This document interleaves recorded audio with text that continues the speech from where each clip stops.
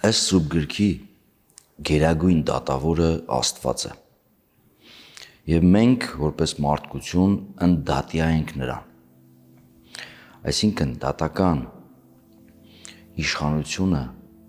որ մենք տեսնում ենք երկրի վրա,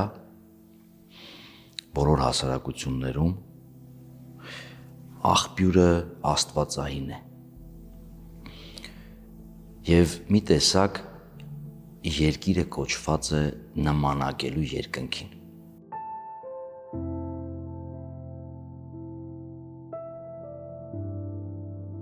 Երբ Հիսուս ասում էր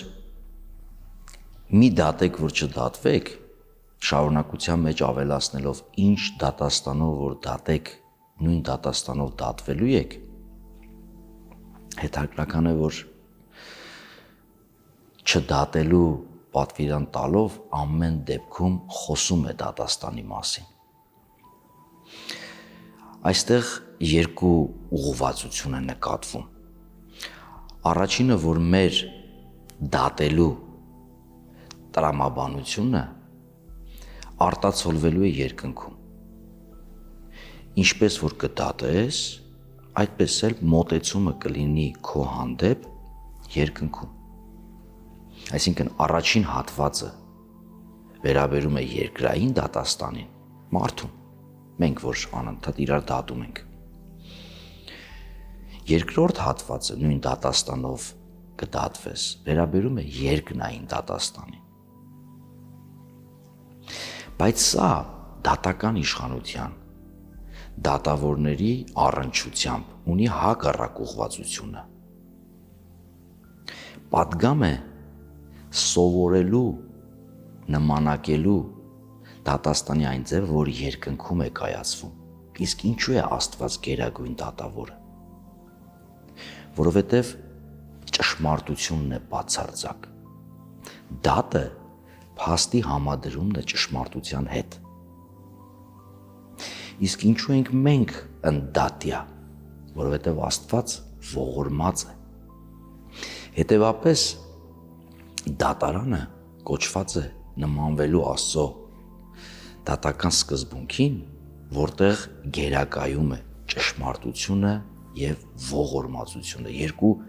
աստվածային հատկություն, որոնք լիարժեք արտահայտվում են Աստծո դատաստանի մեջ։ Տեսեք, առաջին դատը, որ մենք տեսնում ենք Սուրբ գրքում, տեղի է ունեցել դրախտում, կամ այն պահին, երբ մարդը արտաքսվում էր դրախտից։ Իրավունքներ և պարտականություններ, որ տրվում է մարդուն իր արարումից հետո, կին և տղամարդ։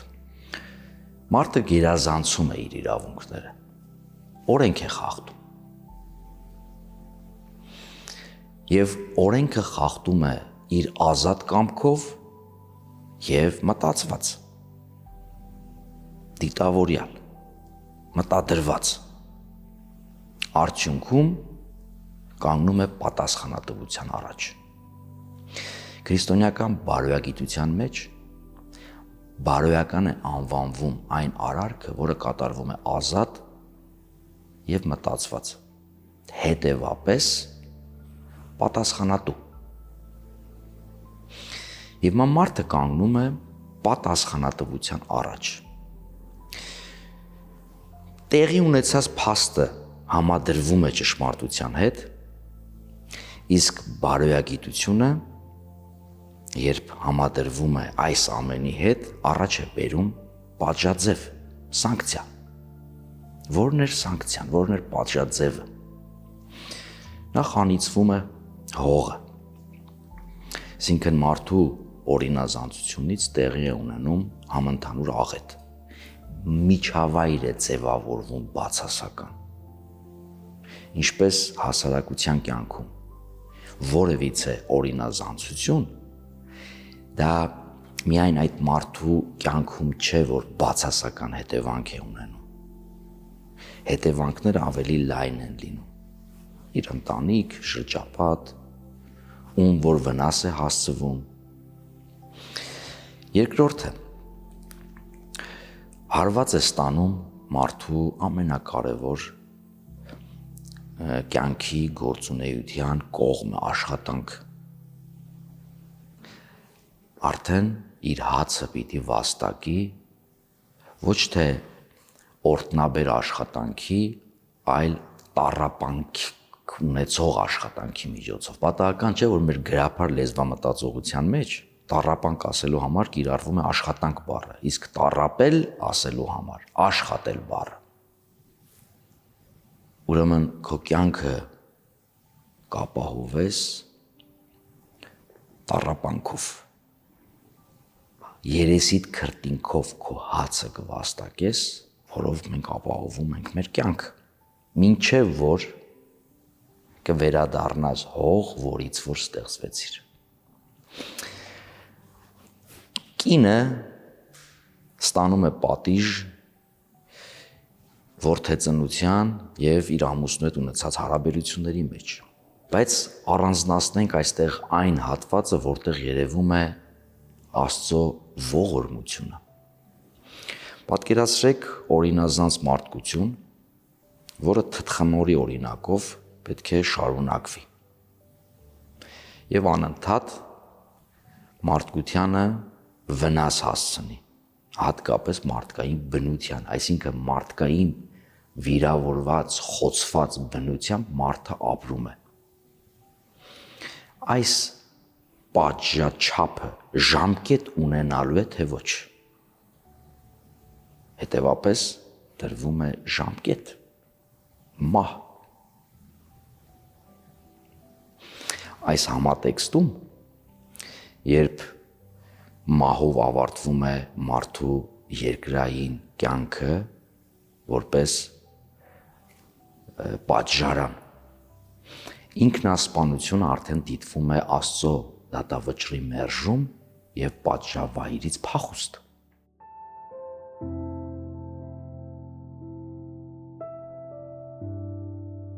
Գիտեք, վերջին դատաստան կոչվածը արդեն խոսում է դատի, դատաստանի, իրավունքի, արդարադատության այս մասին։ Բայց հետաքրքրական է, որ մեր կյանքում վերջին դատաստանի օրինակներ մենք անընդհատ ամենօրյա կտրվածքով ունենում ենք։ Երբ ամեն անգամ մեղք գործելով մտնում ենք եկեղեցի ապաշխարելու։ Մենք երբ եկեղեցի ենք մտնում, մի տեսակ ոնց որ մտնում ենք աստվածային դատարան։ Սուրբ Հովհաննես Օձնեցին աղոթատեղի մտնելը համեմատում է հենց վերջին դատաստանի այդ մանրակերտի հետ, իսկ եկեղեցու զանգերի ղողանջը Գաբրիել հրեշտակապետի ուրեմն փողահարությանը։ Եկեղեցում էլ կան եզրույթներ, որոնք հիշեցնում են դատական այս կողմը։ Օրինակ մենք անվանում ենք ատյան այն հատվածը, որտեղ կանգնում են հոգևորականները և դպրած դասը, տեսեք դաս։ Ժամագիրքը կոչվում է ատենի ժամագիրք, ատյանի ժամագիրք։ Եվ ամեն անգամ մենք եկեղեցի երբ մտնում ենք կամ աղոթատուն, տեսակ խորանը ներկայանում է որպես Աստծո գահ, մեր աղոթքը, որի կարևորագույն հատվածը Աստծուց ներում խնդրելն է։ Այդպիսի հետարքիր մենք աղոթք ունենք ուղղված Աստծուն Սաղմոսից քաղված։ Ասում ենք արդարությամբ մի դատեսցի, այլ գթությամբ քո քավեսցի։ Ոչ թե քո խիստ արդարությամբ մոտեցիր մեր մեղքին, մեր հանցանքին, մեր օրինազանցությանը, այլ քո գթությամբ քավիր դա, քավություն տուր։ Հետևապես Աստծո դատաստանը ոչ թե մարդու կյանքը խլելն է, կյանքը դժվարացնելն է, կյանքը աղճատելն է, այլ ընդհակառակը։ Մաքրելն է, բուժելն է, լուսավորելն է եւ կյանքի լիակատարության մեջ վերադարձնելն է, որի կատարյալ հեռանկարը հավիտենական կյանքն է։ Հիմա սա բերվում է որպես օրինակ երկրային դատարանների արդարադատության եւ հատկապես դրանք իրականացնող դատավորների համար։ Մեր միջնադարյան հրաշալի մտածողներից մեկը Սմբատ Գունդստաբլը, որ ունի դատաստանագիրք, խորհուրդ է տալիս արդարադատություն իրականացնելիս դա անել Քրիստոսի դատաստանի օրինակով։ Այն օրինակով, որ Քրիստոս ասում է, ինչ դատաստանով որ դատեք, նույն դատաստանով էլ դատվելու եք։ Այսինքն աստվածային դատաստանը կամ արդարադատությունը, ճշմարտություն եւ ողորմածություն միաձուլումն է, սա օրինակ վերցրեք ձեր երկրային դատը իրականացնելիս։ Այն փաստը, որ դատական իշխանության առանձնացումը իշխանության կառուցվածքում հեղինակ այս գաղափարի քահանա է, խոսում է այն մասին, որ դատական իշխանության այսպիսի գաղափարը կամ այսպիսի սկզբունքը աստվածատուր է։ Երկրորդ, երբ ուխտի ժողովուրդը դատավորած շրջանից հետո մոտենում են Սամուել մարգարեին, որը նաև դատավոր էր, եւ խնդրում պահանջում են, որպեսզի իրենց միապետ տա, միապետ նշանակի, հետարքիր ձևակերպում են անում, ասում են մեզ թագավոր տուր, միապետ տուր, որը մեզ կդատի, ինչպես մեզ շրջապատող ցեղերի կամ ազգերի մեջ է։ Սա մարգարեի դատավորի Սամուելի աչքին չար գաղափար է երևում։ Ինչու՞։ Որովհետև չի կարող միապետի ձեռքի մեջ միաձուլվի գործադիր եւ դատական իշխանությունը։ Գործադիր իշխանությունը ուժի կրողն է։ Այդ ուժը օրինական կերպով հասարակությունը վերապահում է գործադիրին, որպեսզի հարկադրանքի միջոց կիրառի։ Այսօր այդ հարկադրանքի միջոցները կիրառվում են ոստիկանության, ազգային անվտանգության, հարկադիր կատարման, այս կառույցների միջոցով։ Դատարանը չի կարող ուժ կիրառել այս իմաստով։ Դատարանի ուժը ճշմարտությունն է, իմաստությունն է, օրենքն է։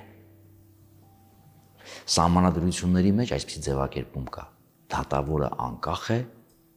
եւ ենթարկվում է օրենքին։ Ասենք անկախ է եւ ենթարկվում է։ Թվում է պարադոքս։ Օրենքն է, օրենքի գործադրումն է դատարանի ուժը, որը արտահայտված է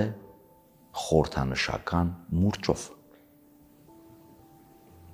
Հիմա երբ սա եւ ուժը մենք համադրում ենք մեկի ձեռքում, արդյունքում հասարակությունը հայտնվում է բռնակալության ճիրաններում։ Եվ դա տեսնում ենք մենք ուխտի ժողովրդի պատմության մեջ։ Եվ սա Աստվածաշունչը դիտարկում է որպես հեռացում Աստծուց։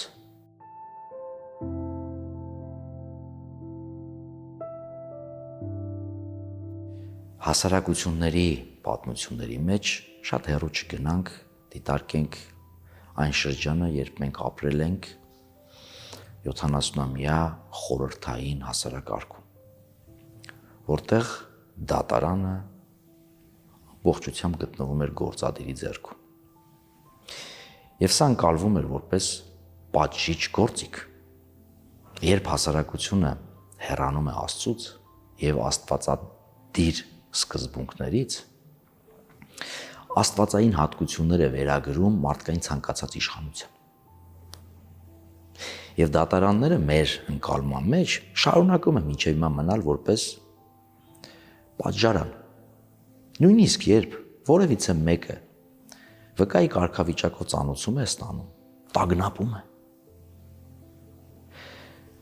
Հարևանները կասկածամիտ հայացքով են սկսում նայել։ Ինչ է արել։ Եվ դատավորներն շատ հաճախ իրենց առաքելությունը ընկալում են այսպես, ինչքան շատ մեղադրական թեքումով վճռկայացնեն, այնքան հավատարիմ են իրենց կոչմանը։ Մինչդեռ դատարանի կոչումը նախ ճշմարտությունը բացահայտելն է, իրականությունը վերհանելն է եւ օրենսդրությամբ սահմանված կարգով արդարադատություն իրականացնելն է, համահունչ նաեւ ողորմության գաղափարի, որպեսզի մի կողմից արդարությունը վերականգնվի, մյուս կողմից օրինազանցը շտկվի։ Մի տեսակ պատիժը պետք է մարդուն վերականգնող լինի, ոչ թե ընդհակառակը մխրճող ավելի հանցանքների մեջ։ Դատարանի առաջ բոլորը հավասար են եւ սա նաեւ պայմանավորված է դատարանի անկախությամբ։ Մի օրինակ Սուրբ գրքից թագավորած շրջանի հաստատումից։ Առաջին թագավորը Սավուղը օրինազանցություն է թույլ տալիս եւ զգուշացվում է Սամուել մարգարե դատավորից, որը դեռևս իր ձեռքում պահում էր դատական իշխանությունը։ Երկրորդ անգամ օրինազանցությունը կրկնելուց կամ շարունակելուց հետո Սավուղը զրկվում է թագավորությունից։ Այսինքն այստեղ մենք տեսնում ենք շատ հստակ, որ դատարանը ոչ միայն հասարակ մարդու համար է, այլ նաև եւ հատկապես իշխանության մյուս թևերի, եթե օրինազանցություն են կատարում։ Զգուշացում կա դատավորին Սուրբ գրքում, Ելից գրքում, որ երբ դատ է անում, անկախ պետք է լինի եւ վերևից, եւ ներքևից։ Վերևից ասվածը վերաբերում է իշխանության մյուս ճյուղերին եւ հատկապես գործադիրին, ներքևիցը մեծամասնությունից։ Հետարքիր է։ Սա էլ դատավորի անկախության երաշխիքներից մեկն է։ Եվ բոլոր այն դրվագներում, որտեղ մեծամասնությունը պահանջ է ներկայացնում եւ այդ պահանջը անօրինական է եւ հատկապես առնչվում է այն սկզբունքներին, որոնք հակաաստվածային են, հետևանքը լինում է ցավալի։ Անապատում այդ մեծամասնությունն էր, որ Մովսեսի բացակայության պայմաններում Սինա լեռան վրա ստանում էր Աստծո 10 պատվիրանները։ Ահարոնին ստիպեցին ոսկե հորդ կերտել։ Եվ հետևանքը եղավ նույն այդ ժողովրդի պատիժը։ Մեծամասնության պահանջով հաստատվեց միապետությունը, երբ գործադիրն ու դատական համակարգը կենտրոնացան միապետի ձեռքերի մեջ, ինչը դիտվեց որպես պատիժ, երբ Աստված թույլ տվեց։ Ուզում եք, խնդրեմ, բայց հետևանքը ցավալի է լինելու ձեզ համար, ինչը եւ եղավ։ Եվ ամենացայտուն օրինակը Քրիստոսի դատավարությունը։ Մեծամասնությունը պահանջեց դատավոր Պիղատոսից իրականացնել արդարադատություն ըստ իր քմահաճույքի, ըստ իր պահանջի։ Եվ դատավորը զոհ գնաց մեծամասնության քմահաճույքին, ազատելով Բարաբային, որ ավազակ էր, բազմաթիվ սպանությունների հեղինակ, եւ դատելով մեկին, ով անմեղ էր։